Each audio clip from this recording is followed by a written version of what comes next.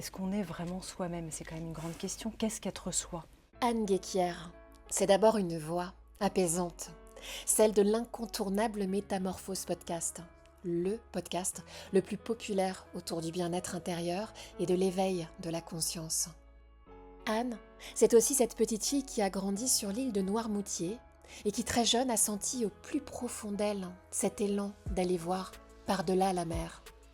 Une vie à 100 à l'heure l'attend, executive woman sur tous les fronts, passionnée, hyperactive. Nos blessures font qu'on se met des carapaces. Et puis vient le moment pour Anne de l'introspection, se donner enfin le temps d'apprendre à mieux se connaître pour aider les autres à cheminer. Amoureuse de la nature, elle crée son magazine, imagine son podcast et récemment le met en mots dans un livre. Une peur encore très profonde, c'est de dire véritablement celle que je suis. Entre terre et mer, ombre et lumière, Anne Guéquière ose se livrer tout en pudeur pour entre vous et moi.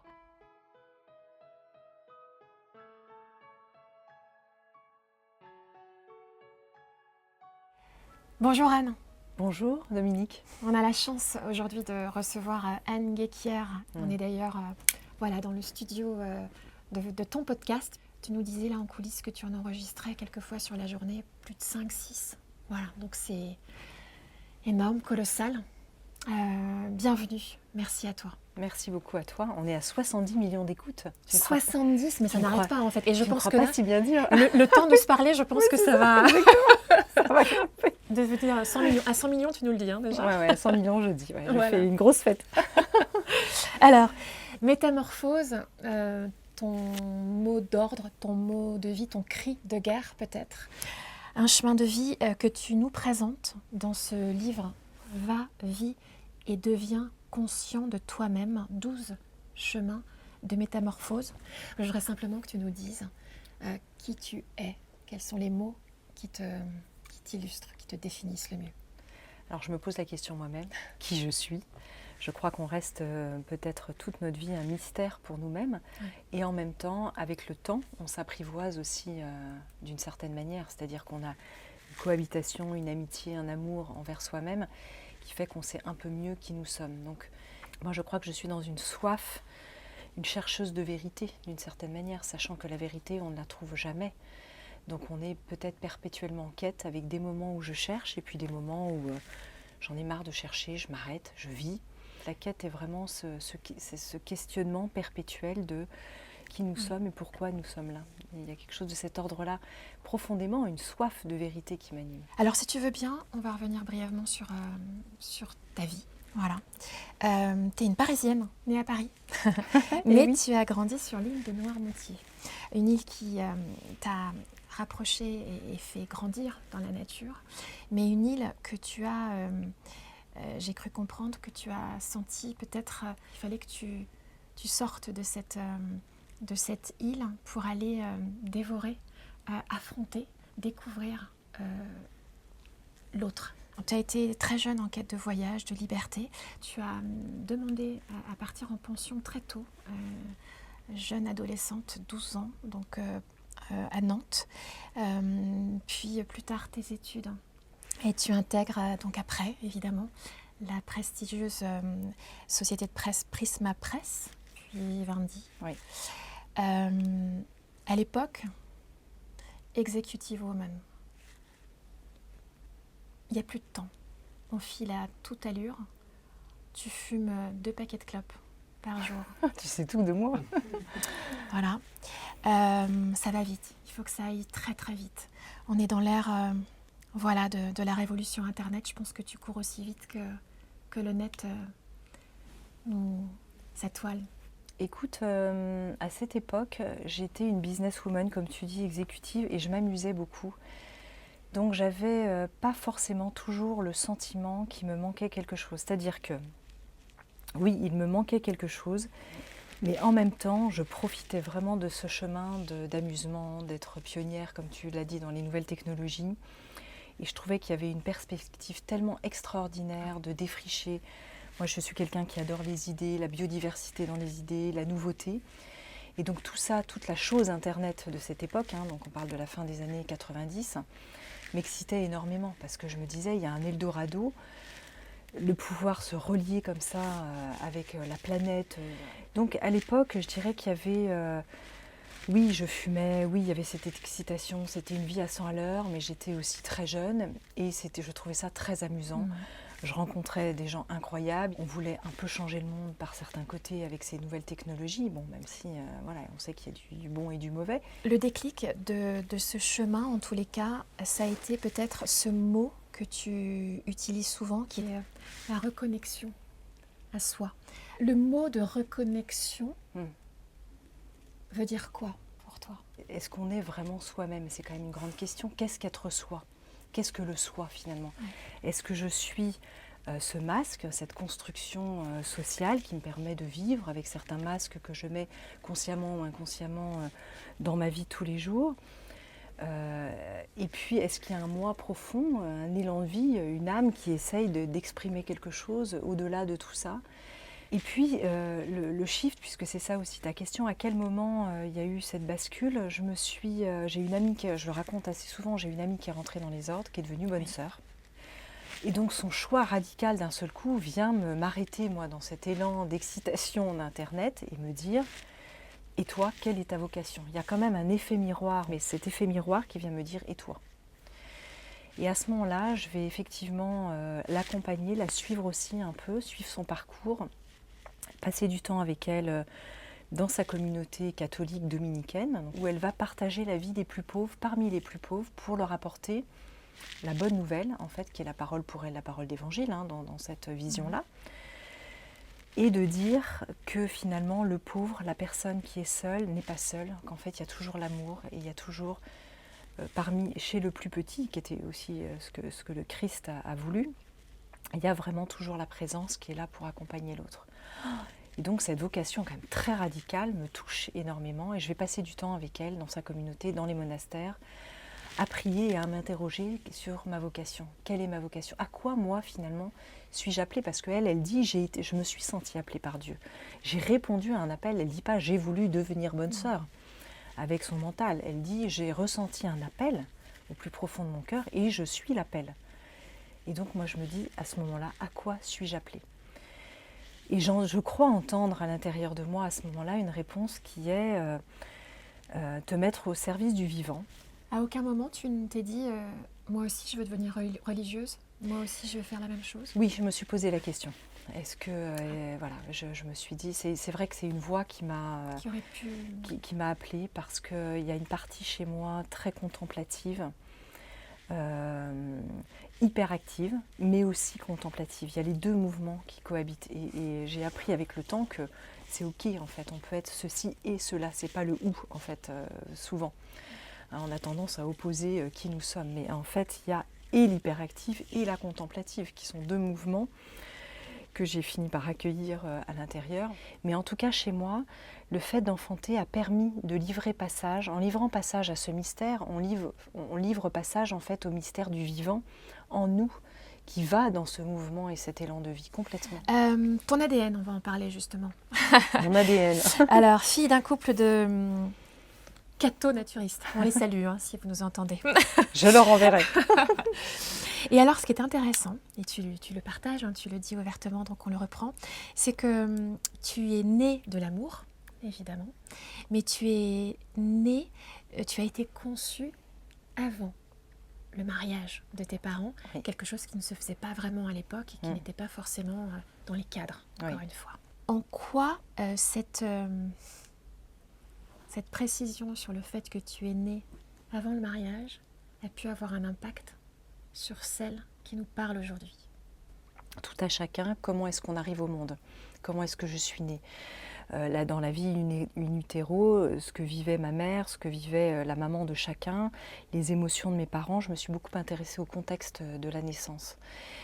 Et je vois qu'il y a ce double mouvement, je parle beaucoup des doubles mouvements là avec toi, mais à la fois il y a cette conception du projet de l'amour, puisque en fait dans ce couple il y a un amour véritable, et en même temps le désir d'enfant, le projet de l'enfant à cet instant-là n'est pas le bon, puisqu'en fait ils ont le désir de se marier, le mariage est déjà prévu, mais l'enfant arrive avant. Donc il y a comme un mauvais timing, on va dire ça en anglais, mais c'est pas le bon moment. C'est pas le bon moment.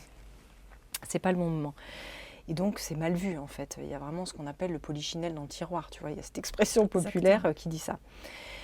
Et donc, on peut imaginer, comme maman qui aurait pu être en joie, en fait, d'attendre cet enfant, puisqu'il était le fruit de cet amour partagé entre mes parents, reçoit ce choc de se dire, c'est pas bien, tu es la mauvaise fille, peut-être même la fille de joie, c'est très mal accueilli. Et donc, qu'est-ce qu'elle ressent, en fait, dans ses tripes, dans son ventre, dans ses entrailles, on va même dire ça à ce moment-là. Qu'est-ce qui se passe émotionnellement? Donc, ça m'a intéressée de conscientiser pour moi, parce que ça dit forcément de mon rapport au monde, de ma façon d'être au monde. Que ressent peut-être le fœtus, l'enfant, de venir à ce moment-là, de tout ce processus émotionnel de ma mère et de ce qui va suivre après? Sur quelque chose qui paraît assez anodin aujourd'hui, bon, elle tombe enceinte avant le mariage, so what? So what? Sauf que émotionnellement, il y a une empreinte, il y a quelque chose qui s'enquiste à ce moment-là dans le fœtus. Alors je le dis pour moi et ça fera écho à chacun sur qu'est-ce que ma mère a vécu quand elle était enceinte de moi. Je demande vraiment toujours à chacun de se poser la question. Qu'est-ce qui se passait à ce moment-là autour de moi, dans l'empreinte émotionnelle de ma famille? Tu lui en as parlé à ta maman, justement, d'avoir eu à un moment donné ce rejet, ou en tous les cas, j'ai pas le droit? Elle me dit souvent, en fait, quand je t'ai eue, j'étais moi-même une enfant. Donc il y avait quelque chose de l'ordre de... j'ai pas trop compris, en fait, ce qui m'arrivait, en fait, de cet ordre-là. Et puis elle voit bien comme j'ai une présence au monde qui est quand même bien ancrée, joyeuse, une forme de bonheur aussi d'être dans cette vie. Donc voilà, si j'avais peut-être mal tourné, peut-être qu'il y aurait une forme de culpabilité, mais je ne crois pas aujourd'hui qu'elle la porte. Ça peut créer un traumatisme pour l'enfant qui va devenir adolescent et qui va devenir adulte. Les traumatismes, tu les développes dans ton livre. On appelle ça les blessures émotionnelles. Rejet, abandon, injustice, trahison, humiliation. Tu as ressenti quelle blessure, toi? Alors, sur ces 5 blessures, l'ensemble de l'humanité en porte souvent 4, au moins 4. Donc déjà, on est quand même tous plus ou moins à part égale. Celle qui est peut-être la moins partagée, c'est celle de l'humiliation, qui est plus rare, on va dire, qui est la moins courante. Parmi les autres que tu as citées, je pense que chez moi, le rejet, forcément, j'ai parlé de ma naissance, le non-désir, le désir non désiré, tu vois, il y a ce double mouvement, ce qui explique après cette façon d'être au monde, voyez-moi, mais ne me regardez pas trop. Exactement. Donc j'y vais pas, il y a toujours ça chez moi, d'ailleurs, dans La Bonne Sœur, il y a ça. Hein, je vais me cacher et en même temps je vais aller au monde. Il y a toujours un peu cette dichotomie avec ce qui peut s'en suivre, hein, des complexes de l'imposteur, etc. Peut-être une forme de blessure de l'abandon qui est aussi liée à ça. Oui. Elles sont assez connexes quand même dans ces blessures-là. La blessure alors moi je suis très sauveuse dans mon profil, donc forcément la blessure de l'injustice, je l'ai pour moi, mais je l'ai aussi pour les autres. C'est pour ça que j'ai été aussi très tentée par l'humanitaire, parce qu'il y a cette sauveuse. Et donc c'est vrai que cette posture du sauveur, elle va pas mal avec la blessure de la justice et de l'injustice. Voilà, ce qui n'est pas juste. Donc soit à pouvoir aussi se victimiser parfois. Alors c'est toujours très subtil. On le voit bien chez les autres, on a toujours du mal à plus le regarder à l'intérieur de soi. Et puis l'injustice chez les autres.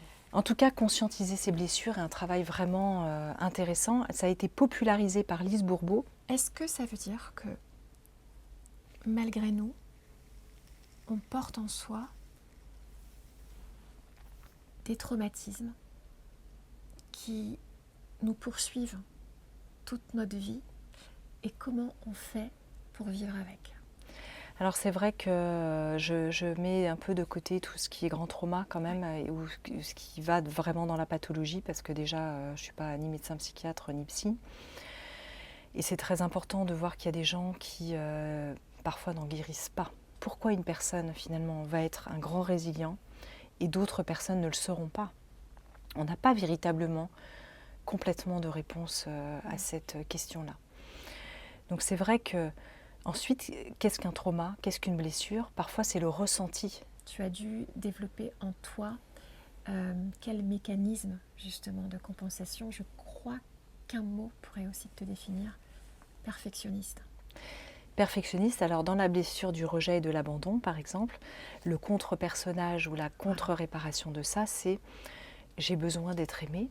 Et pour être aimée, il faut que je sois une personne parfaite, forcément. Alors, je le dis avec des mots comme ça, mais c'est tout à fait, ça vient se loger dans l'inconscient. Du petit enfant, de l'adolescente, etc. T'as recherché ça, toi? Moi, j'ai été une adolescente extrêmement rebelle. Non. Ouais, très très rebelle. Si j'en suis venue à fumer 2 paquets par jour, tu vois, il y avait quand même aussi ça, tu vois, chez moi. Et c'est vrai que cette blessure, elle dit, aimez-moi, aimez-moi, je suis digne d'être aimée. Suis-je aimable? Elle pose cette question, suis-je aimable? Et le mécanisme qui se met en place, c'est vraiment, je vais faire en sorte de pouvoir être aimable. Je suis capable, c'est le côté vraiment Amazon, d'abattre une quantité de travail importante. Donc de faire des projets, de manifester. Voilà, j'ai vraiment ce profil d'être capable de générer, de manifester des choses au monde et qui sont assez puissantes dans leur manifestation. Donc ça, c'est une façon de dire, quand même, regardez-moi dans ce besoin d'amour. Voilà, il y a ça. Et aujourd'hui, est-ce que tu peux dire que tu te satisfais finalement de ce que tu as fait et que ce n'est pas Madame plus à chaque fois? Est-ce qu'aujourd'hui tu te contentes aussi de ce que tu fais? Alors oui, avant j'étais vraiment en mode je veux tout, c'est génial, une espèce de boulimie, de gourmandise, du faire, excité par plein de projets. C'est vrai que ça c'est beaucoup plus calme à cet endroit-là chez moi, c'est-à-dire que je sais voir arriver une opportunité de dire oui, mais non. Au revoir. Ça, je laisse. Ça, ouais, c'est sympa. J'y vais un peu. Finalement, non. Alors qu'avant, tu vois, je m'engage dans un truc. Alors là, j'y vais à fond. Je ne sais pas forcément faire machine arrière parce que... Qu'est-ce qui a changé? Donc, il y a vraiment ce truc-là qui a changé, une forme de vigilance de ce tempérament. J'ai découvert aussi que j'avais probablement un TDAH, donc des troubles de l'attention avec, chez moi, plutôt hyperactivité. Alors, ça va très bien avec aussi la contemplation. Il n'y a pas que la dispersion qu'on voit souvent dans l'inconscient populaire du TDAH complètement éparpillé, dispersé. Il y a aussi l'hyperfocus. Quand un sujet le passionne, il est capable d'être complètement focusé et concentré dedans. Alors j'ai quand même acquis peut-être une petite forme de sagesse de me dire je ne prends pas tout, même si parfois tout pourrait m'exciter, parce que je sais que ça peut me fatiguer, ça peut m'entraîner dans une voie où est-ce que j'ai vraiment envie de ça? Non, plus maintenant.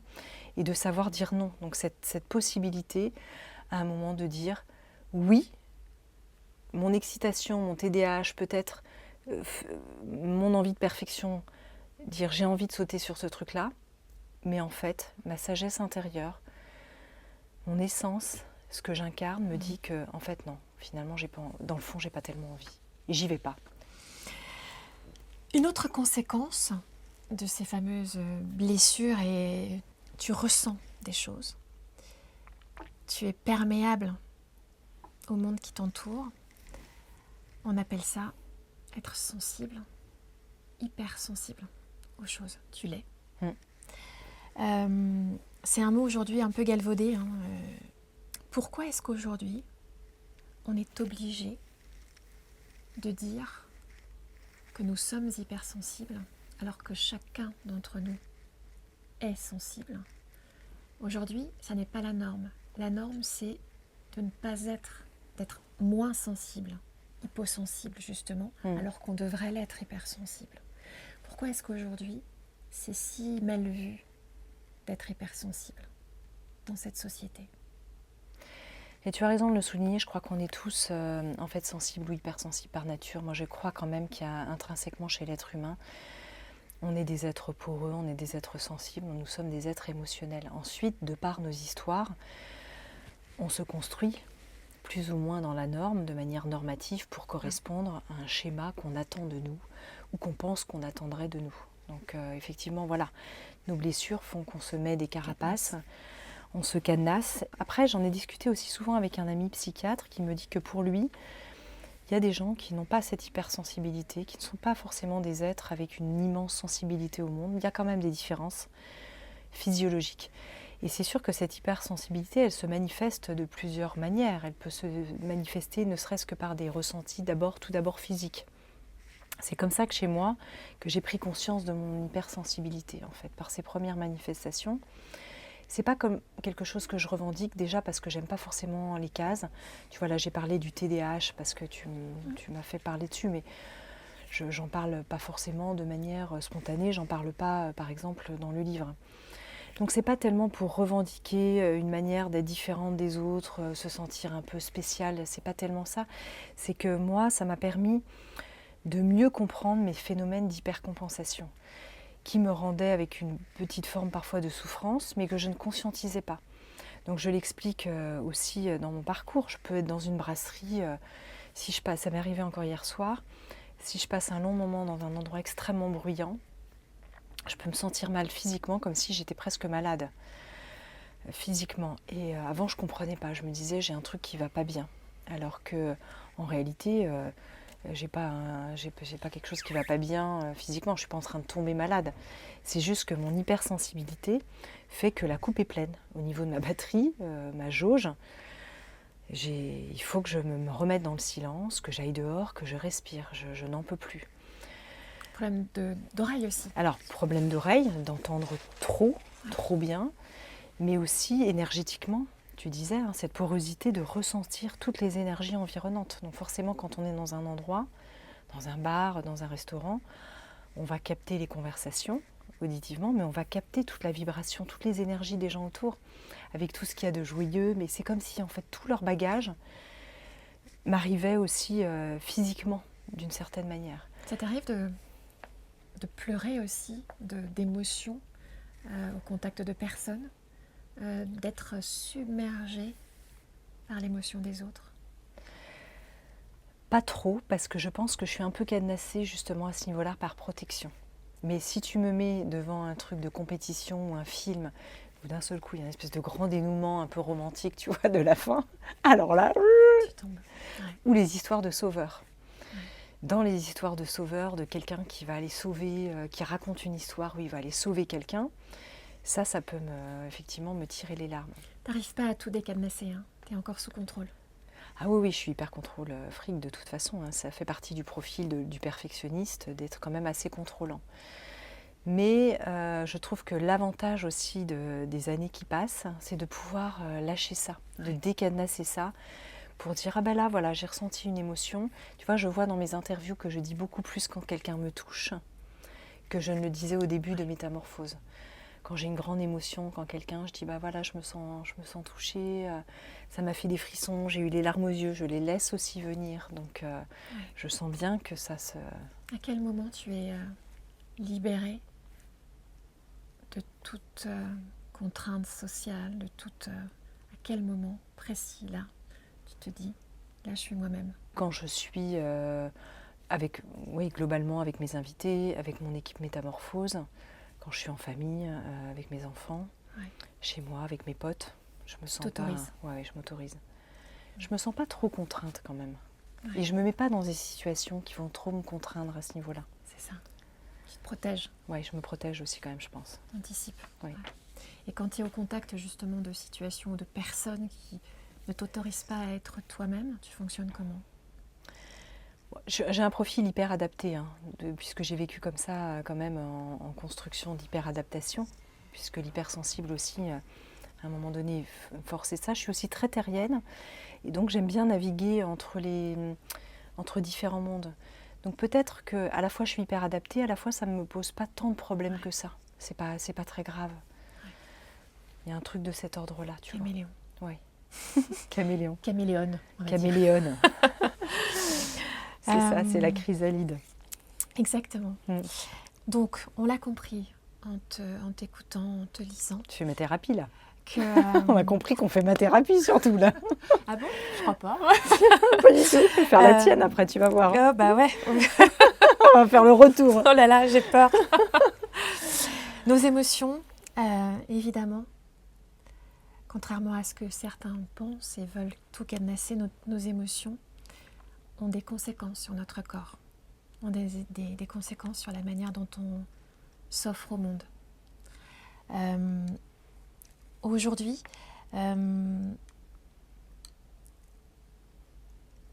pourquoi as-tu décidé de t'ouvrir, d'ouvrir justement cette fragilité des émotions pour en faire quelque chose de public. Quel a été ce déclic pour toi de l'ouvrir au monde et de dire aujourd'hui, cessez de vous cadenasser, cessez de vous mentir à vous-même, acceptez que vous n'êtes pas qu'un corps, mais que vous êtes aussi une sensibilité, une fragilité, et que tout ça peut cohabiter. Pourquoi ce podcast aujourd'hui ? Là, on retrouve aussi le profil de la sauveuse, aider tout à chacun, parce que moi, j'ai trouvé tellement de ressources pour moi, pour mes proches, pour mes enfants, dans mon chemin, qui m'ont vraiment parlé, interrogé, mise en joie. J'ai vraiment tellement cette soif. J'ai un de mes amis qui dit qu'il faut être amoureux de la connaissance de soi. Donc il y a vraiment ça qui m'a habité, qu'à un moment donné, je me suis dit, c'est super de pouvoir le partager au monde. Et là, j'ai trouvé aussi quand même une forme de vocation. Tu vois, on parlait de la vocation tout à l'heure et de ce qui m'a appelée. De pouvoir ainsi le résumer sous cette forme de podcast métamorphose et le mettre à disposition gratuitement de tout le monde, je trouve ça absolument extraordinaire. Parfois, plusieurs fois, les gens nous écrivent en disant ça devrait être remboursé par la sécurité sociale, c'est-à-dire que vous faites un travail d'utilité publique. Et quand on me dit ça, mais ça fait tellement de bien, je me dis, là je suis vraiment quand même dans le cœur de mon essence. Pas tant pour pouvoir, moi, partager qui je suis, parce que finalement, mon cas personnel ne présente peu d'intérêt.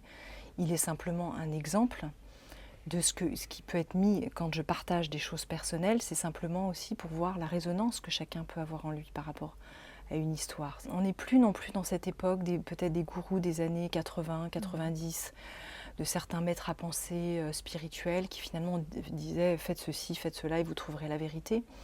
On est beaucoup plus dans un partage d'authenticité où chacun vient avec ce qu'il est. Moi, je ne prétends détenir absolument aucune vérité. Simplement, je partage ce qui a été une forme de cheminement et qui est dans mon contexte à moi aujourd'hui. Chacun doit vraiment se poser la question de comment je me suis incarnée au monde et qu'est-ce qui me convient. J'aime beaucoup parler de biodiversité, de voies, de pratiques, de thérapies. Des thérapies, il y en a des cinquantaines, des centaines, peut-être même des milliers. Chacun doit trouver ce qui lui correspond en fonction de là où il sent qu'il y a quelque chose qui le tiraille. Certains, ce sera une thérapie, d'autres, ce sera avec un coach. D'autres personnes, ce sera simplement, comme disait un de mes invités il n'y a pas longtemps, de prendre la main de son enfant ou de son conjoint, se regarder tout simplement dans les yeux parce qu'on a quelque chose à se dire ou être bien là. Ça peut être tout simple, c'est pas forcément d'aller travailler sur soi-même. Aujourd'hui, on a besoin de ça. Ouais. On y va aujourd'hui. Tout le monde se sent porté par cette envie de bienveillance, de partage, d'humanité, alors qu'il y a toute une partie de la société qui essaie d'aller à l'encontre de ça. Comment toi, tu penses que ce chemin-là peut percer et finalement emporter sur son chemin, justement, la dureté de cette société encore ancrée. Mais la société, c'est nous. Donc en fait, c'est vraiment toutes ces individualités, toutes nos blessures, toutes nos croyances, tous nos conditionnements. Et ça fait partie de notre belle humanité qui chemine. Donc finalement, c'est nous. Donc à chaque fois qu'on va parler de la société ou du collectif, je vais aller regarder à l'intérieur de moi comment ça résonne. Comment le méchant, comment la personne que je vois comme le mauvais, à l'extérieur, il est là, il est bien là à l'intérieur de moi. Enfin, c'est cette idée de balayer devant ma porte, quoi. Avant tout. Donc je vais aller voir la résonance et comment je peux faire ma part. Toute cette paix qu'il n'y a pas à l'intérieur de moi, comment je vais aller la regarder pour ensuite essayer d'aller au monde un peu plus pacifié. Donc il n'y aurait pas pour moi d'un côté des gens qui ne voudraient pas y aller et de l'autre des gens conscients qui voudraient y aller. Il y a vraiment une humanité blessée. Nous sommes des blessés d'amour qui cheminent et qui cherchent, peut-être à aller un peu mieux comme ça individuellement. Alors après, il y a plus ou moins de conscience en fonction de nos traumas, de nos blessures, de ce qu'on a vécu. Parfois, on a des réveils. Toi, dans ton parcours, il y a eu un réveil, un wake-up call, comme on pourrait dire, tellement tsunamique, qu'on n'a pas le choix. C'est une question de survie du personnage, de l'ego, de personnalité. Tellement c'est douloureux. Donc on y va, on plonge. Et puis parfois, On le voit sur des gens qui sont sur des champs de guerre ou qui sont dans des zones extrêmement sous tension, que dès la naissance, il y a une éducation, un manque d'amour, il y a peut-être de l'humiliation qui fait qu'on n'arrive même pas à accéder à tout ça, à se poser ces questions-là. Pour parvenir à sortir justement de nos croyances limitantes, de se dire qu'on ne peut pas faire ça, etc. Il y a ce qu'on appelle le risque, l'audace, oser. Métamorphose, tu l'as pas pensé ce mot, j'allais dire, sans savoir ce qu'il disait. Il veut dire quoi pour toi ce mot métamorphose ? Il est venu de ma capacité d'avoir osé faire ce coming out spirituel, qui était une forme déjà de métamorphose. Parce que dans notre société, comme tu as parlé à l'instant, parler de spiritualité, c'est tout de suite être catalogué. Alors, Perché. On est perché, soit on est dans une secte, on fait partie d'un mouvement, et donc de quel mouvement fait-elle partie ? Soit on est perché de ces gens qui méditent toute la journée et qui ne sont plus sur Terre. Donc comment parler de spiritualité aujourd'hui dans notre société ? Justement, c'est une vraie question, tu vois, qu'on se pose là. J'avais besoin à un moment donné de faire moi aussi ma propre métamorphose et de dire « je suis comme ça, ce sont mes questionnements, je ne peux pas m'en cacher ». Et donc de retirer ce masque de la prudence, de « ah ben non, ça tu peux pas le dire parce que si tu parles d'engagement et d'écologie, c'est bizarre, ça cohabite pas forcément, on va me cataloguer ». Mais aujourd'hui, moi je suis libre, je ne fais partie d'aucun mouvement, je n'ai aucune attache, qu'elle soit... voilà, alors je sens faire partie de cette grande famille des chrétiens, plutôt catholiques, mais je n'appartiens à aucun mouvement, je ne suis attachée à aucune spiritualité particulière. Moi, j'aime pas ce qui est dogmatique pour moi-même. C'est pour ça que je tiens beaucoup à cette biodiversité de la parole. Je crois qu'à chacun de trouver son chemin et d'être le guide pour soi-même. On peut être inspiré, mais à chacun d'être vraiment dans sa propre puissance et sa propre souveraineté. Tu vois, ça me met presque de la colère en fait quand j'en parle, de ne pas mettre les gens comme ça dans des cases. En tous les cas, quand on entend métamorphose, mais à mort pour oser. Mais toi, à mort pour oser. Mais de toute façon, la métamorphose est une phase de... Voilà. J'en ai beaucoup parlé à travers notamment la métaphore du scarabée. Exactement, qui doit plonger. Voilà, qui plonge dans la terre, dans son ombre. Ouais. C'est une petite mort, il va mourir à lui-même. Et ça, c'est des cycles. Donc, il ne faut pas croire que d'un seul coup, on met tout sur le tapis puis que ça va bien. Il y a vraiment toutes petites métamorphoses. Et puis, il y a de très grandes métamorphoses, très cycliques en fonction de, tu parlais des enfants, de nos périodes de vie ou des accidents de la vie qui nous arrivent, qui nous obligent à faire notre mue. Alors, cette métamorphose peut être très violente parce que tu évoques le scarabée, la chrysalide, oui. qui devient un papillon. À un moment, effectivement, entre la chrysalide et le papillon, il y a un instant où il n'y a rien, oui. Où il y a un néant, une mort complète. C'est d'une violence quand on y pense. Et quand on découvre après le papillon qui est absolument fabuleux, on se dit que ça valait la peine finalement. Oui, mais il ne le savait pas. De mourir, exactement. Oui. Donc il faut y aller, il faut oser. Ce serait ça, ton message aussi à toi-même, c'est tu as osé malgré tout, malgré la souffrance, malgré la douleur que tu as pu ressentir. J'ai eu des passages à vide, j'ai eu des moments effectivement de traversée, je ne pense pas de la véritable nuit noire de l'âme, en ce sens, mais en revanche, je pense que je suis une audacieuse. Et ça, c'est aussi une vraie question, d'oser. On est face aussi à des empêchements. On n'est pas tous égaux par rapport à l'audace. Je peux être très audacieux sur certains projets, comme par exemple métamorphose, écrire des livres, mais sur d'autres aspects de ma vie, je ne suis pas très audacieuse. Par exemple, j'ai peur des gros chiens. Il y a des peurs, il y a beaucoup de peurs encore qui m'habitent dans certains pans de ma vie. Donc je crois que l'audace, quand elle est facile, est-ce une véritable audace dans nos métamorphoses ? C'est ça la question que je me pose pour moi-même. Parce que si je vais dans un chemin qui me met en joie et qui me semble plutôt facile, il n'y a pas une grande audace à faire ça. L'audace, c'est vraiment d'oser, d'aller dans la profondeur de l'endroit où précisément c'est plus compliqué. c'est plus difficile, tu vois. Donc oui, il y a eu une forme d'audace quand je fais ce coming out quand même de métamorphose. Et bien sûr que c'est quand même audacieux. Mais est-ce que c'est une très très grande audace de l'ordre de vraiment quelque chose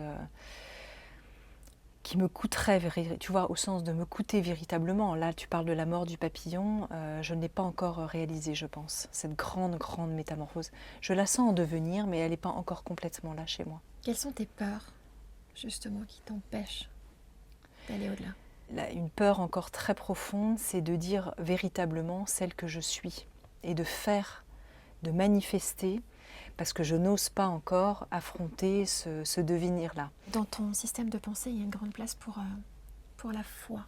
Le mot foi, pour toi, signifie quoi? La foi, c'est précisément ce qui ne s'explique pas, ce en quoi j'ai confiance, intuitivement, sans savoir, enfin, c'est même pas le mot intuitivement, mais spontanément, sans savoir en fait pourquoi. Je sais que c'est là. Pour moi, ça existe. Il y a une réalité incarnée que je ressens profondément dans tout mon être, qui est là. Et je ne me l'explique pas moi-même. J'ai la foi, je ne sais pas pourquoi, mais elle est là. Je sens cette présence m'habiter. Je ne dis pas qu'elle est tout le temps là, parce que j'ai aussi des moments de doute, des moments où je me dis, dis donc, tu croyais avoir la foi, puis là, ça a disparu. Mais en même temps, malgré ces doutes de ma personnalité, si je me connecte profondément à ce silence, je sens cette présence. Et cette présence, pour moi, c'est ça la foi. Je crois à cette présence. Tu n'es pas seule.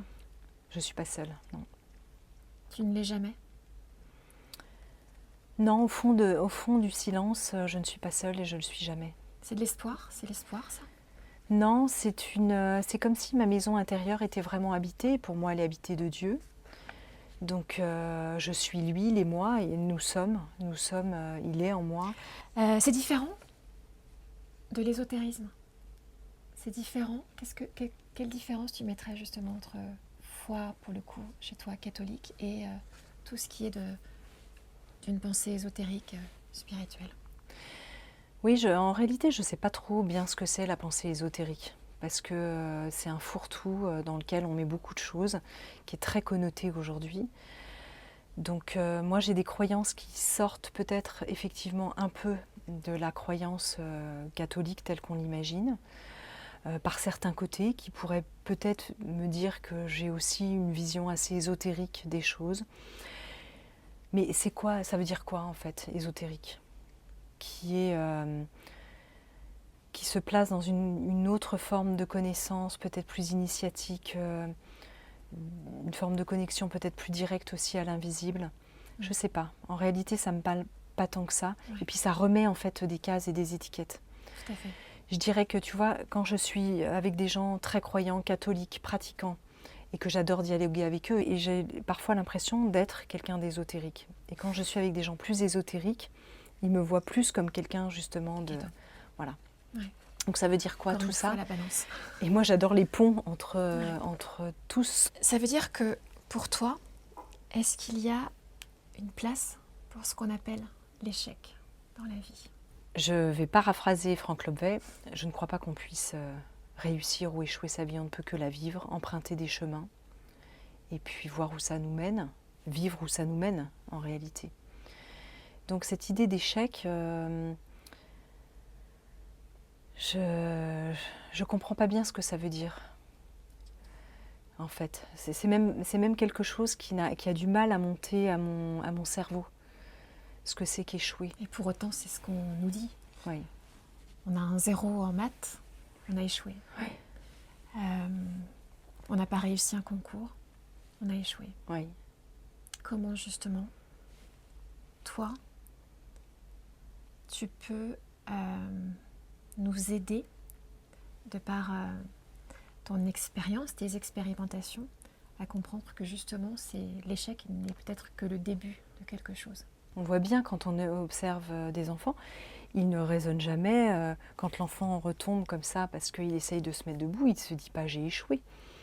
Il est simplement en train de dérouler sa spirale. Hein. Donc moi, quand je vis, il se passe des choses qui se déploient dans une direction ou dans une autre. on met ce nom d'échec ou de succès, moi, ça ne monte même pas à mon cerveau. Ouais. Quand on me dit « Métamorphose, c'était un magnifique succès »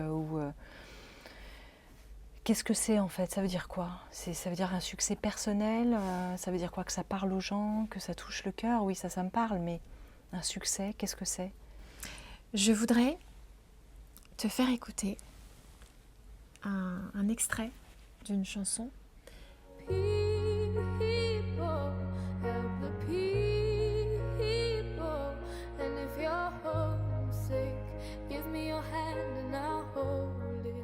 Si vous vous sentez loin de chez vous, si vous avez le mal du pays, aidez-vous, donnez-vous les mains.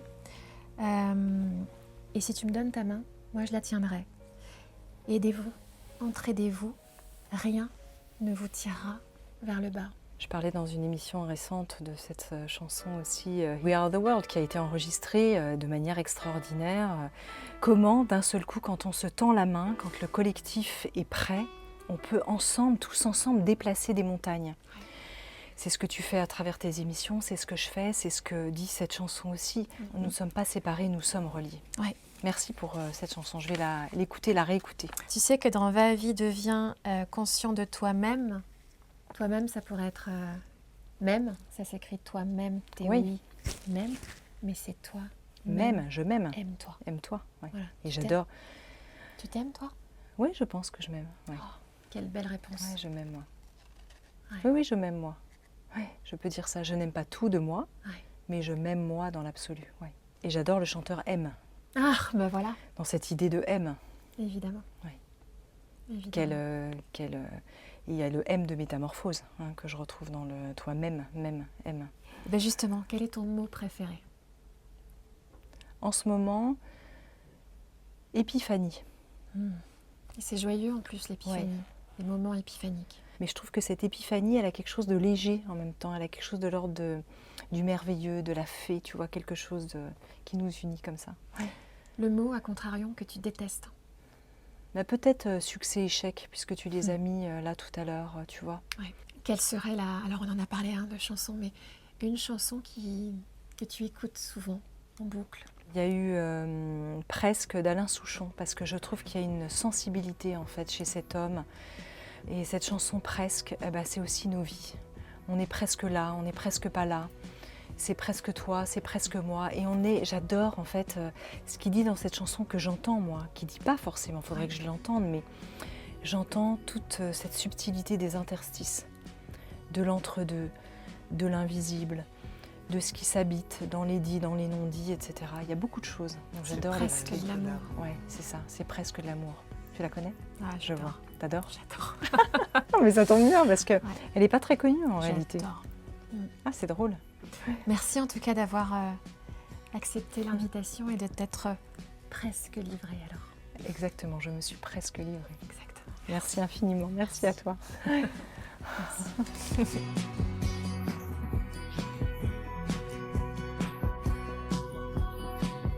Venez découvrir tous nos épisodes sur notre chaîne Entre vous et moi en vous abonnant. Et n'hésitez pas à laisser un like, un petit commentaire, ça fait toujours plaisir. Merci.